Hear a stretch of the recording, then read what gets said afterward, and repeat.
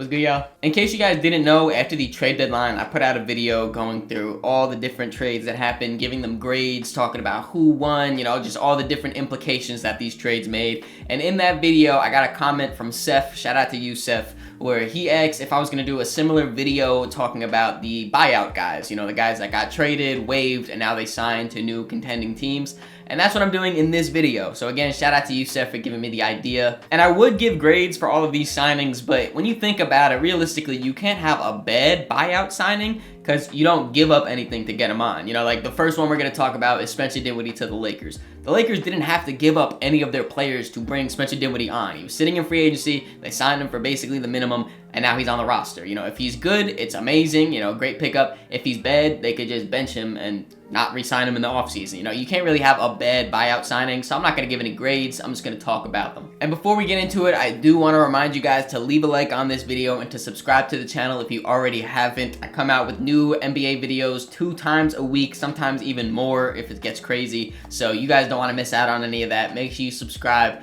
Let's get into the first one, which, like I said, we're talking about Spencer Dinwiddie to the Los Angeles Lakers. Spencer Dinwiddie has only played 2 games for the Lakers so far, but he's looked pretty decent, I would say.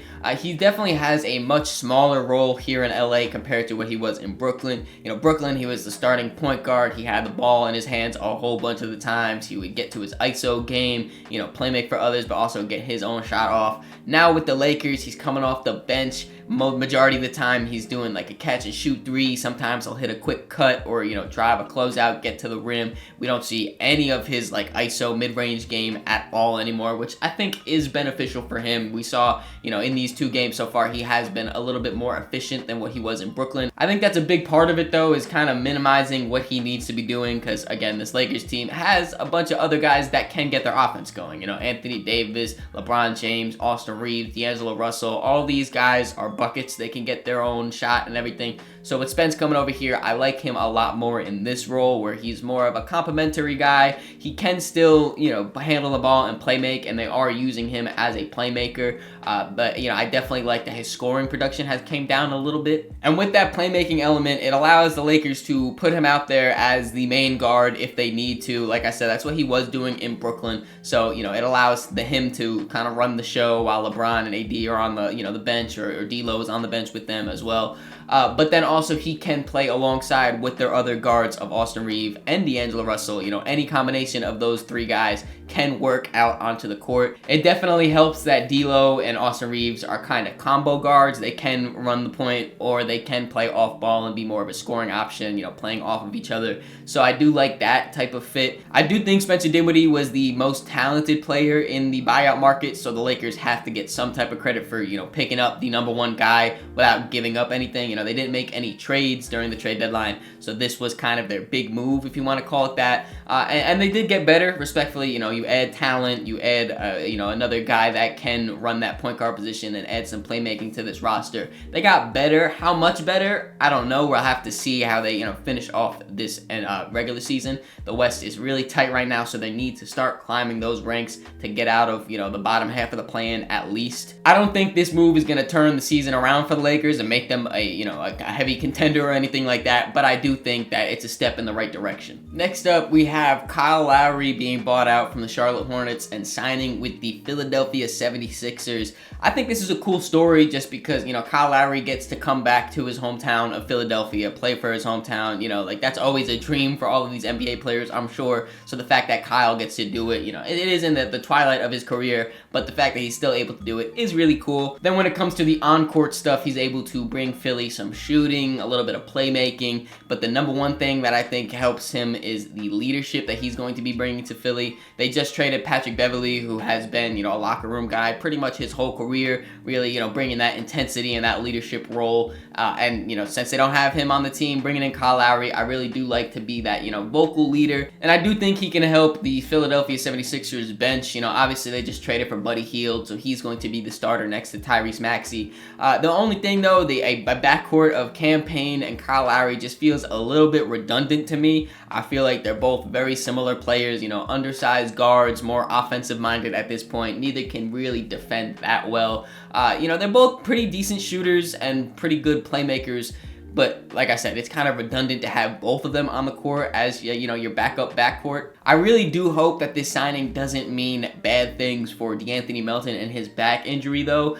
You know, he's already been out for a few weeks at this point, and I think they said that he's slowly starting to come back and is going to be back soon. But, you know, it just kind of scared me a little bit, the fact that they really bolstered up their guard depth and everything with him still being hurt. If he does come back, I would assume that campaign will be out of the rotation. Maybe. I mean, they could go Kyle Lowry out of the rotation and really just use him as a leadership guy, but I don't think Kyle would sign somewhere where he's not going to get PT. You know, I think he still has a little bit left in the tank. But overall, I mean, I really do like the story. Like I said, he gets to come back to his hometown of Philly, play in front of his, you know, home fans, his family, and all that type of stuff. But when it comes down to it, I don't really think this is going to impact too much. I personally do believe that Joel Embiid is going to be done for the season. I think he tore his meniscus, and that's it. I think he's going to be out for the regular season, out for the playoffs. But, you know, maybe I'm wrong. I hope I'm wrong. I hope he's able to be fully healthy and back for the playoffs and everything.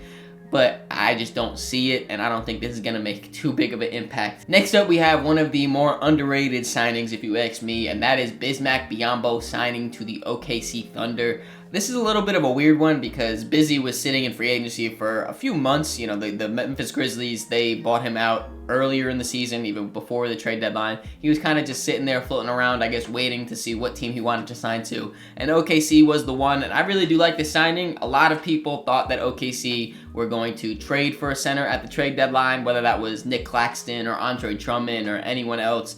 They didn't end up doing that, of course, signing or trading for Gordon Hayward, and now they signed Bismack Biyombo to bolster up that front court and that center rotation for them. I just like the fact that they have another real center on the roster. Obviously, Chet Holmgren has been amazing in his rookie season, and then Jalen Williams has been great behind him being that backup center.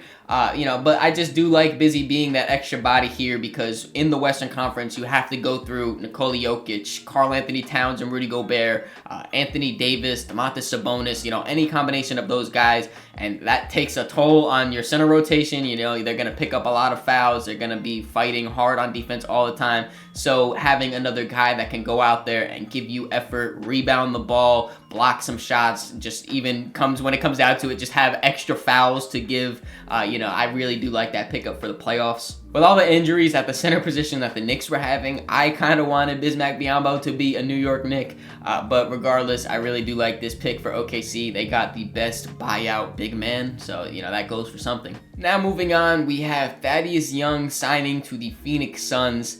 I feel like this signing is more of like a chess move, if you ask me. I think that the most effective way Thaddeus Young can be good for this Suns team is as a small ball center. You know, that's basically what he's been playing a lot for the Raptors this season before he got traded and then bought out. And I think that's where he's going to be most effective here because before they traded for him, they didn't really have anyone else that can fill that role of small ball center. You could put Kevin Durant down there. You know, he's done that a little bit in Brooklyn, but beyond that, if you did that, they would have absolutely no size on the court. And in the playoffs, it is all about matchups, and they have a bunch of heavy hitters in the Western Conference that can go small ball and go small ball very frequently to really put teams away. You know, guys like the Clippers, they go small ball with like Russell Westbrook running some center minutes. You know, like that is really effective. And if you have Yusuf Nurkic out there, you can pick that apart.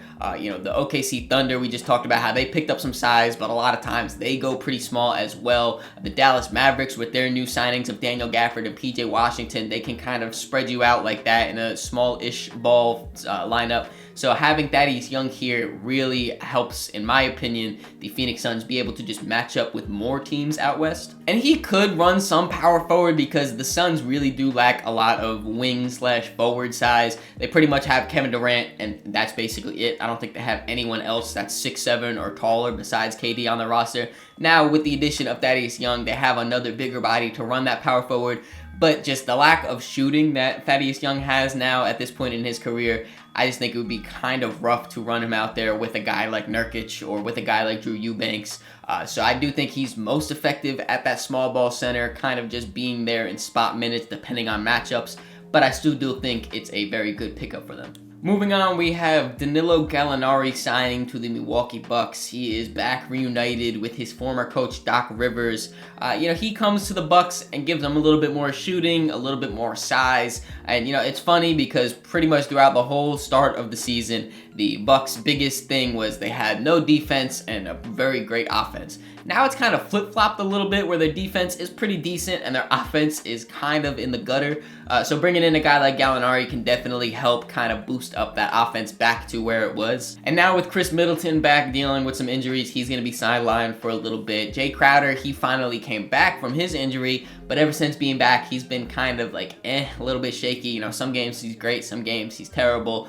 So just bringing in another body like Gallinari to help bolster up that front court depth, I do really like. I would love to see a lineup where Giannis is running the 5 and Gallo is there at the 4. I think that could be really cool. That would be my perfect thing, my perfect scenario with this signing. Is just adding, basically all shooters around Giannis and just letting him run to the basket because he has been phenomenal this year at that. And then the last buyout signing so far as of recording this video is Delon Wright signing to the Heat.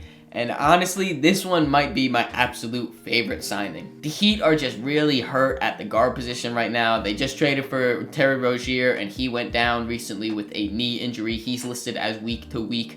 He's basically their only point guard that they have on the roster. Josh Richardson, he dislocated his shoulder. He's going to be out for months. And they still have Tyler Hero. They still have Duncan Robinson, but they don't have any point guards really on the roster. Obviously, Jimmy Butler, Bam, Tyler, all those guys can play make. Jaime Jaquez too, no disrespect to him. I want to, include him in that.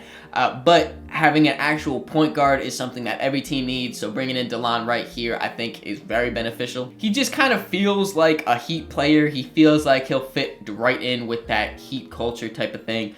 First off is his defense. He is a fantastic point of attack defender at that point guard position. You could put him on, the opposing ball handler, and he will just make it, just very disruptive. This year, he's also shooting the 3 very well. I think it's about like 36%, which is pretty good for him, and I'm sure that's fine with the Heat. Also, it feels like whenever you come to the Heat, your 3-point percentage just kind of creeps up a little bit, so I wouldn't be surprised if he's shooting like 38% with the Heat for some reason. But I especially like this signing because, like I said, they're hurt right now, so he's going to come in and have a much bigger role, at least in this moment. But even when they do get healthy and, Terry Rozier's back and Josh Richardson's back, I still see him playing in the playoffs for them and being one of those guys that can sway a series here or there or whatever. I really do like this signing for the Heat. Like I said, I think it's the most underrated one. It's my personal favorite. I think it just fits like a glove. And there are still some other guys out there that I think are going to be signed to different teams and can contribute a little bit here and there. Like Marcus Morris is expected to be bought out by the Spurs.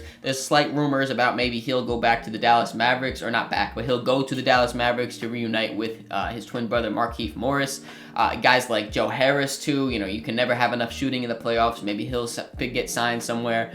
Killian Hayes, I think that someone's definitely going to take a flyer on him. My opinion, it should be the Spurs. I get that, French to French connection with him and Wemby. Just get another playmaker on the roster. That's here or there, though. Let me know what you guys think about these signings. Who is your favorite signing out of all of these ones? And I hope you guys enjoyed this video. If you did, make sure you leave it a like, subscribe so you don't miss the next one. In the description, there's links to all my social medias, so make sure you follow me on all those to keep up to date with me. Catch y'all.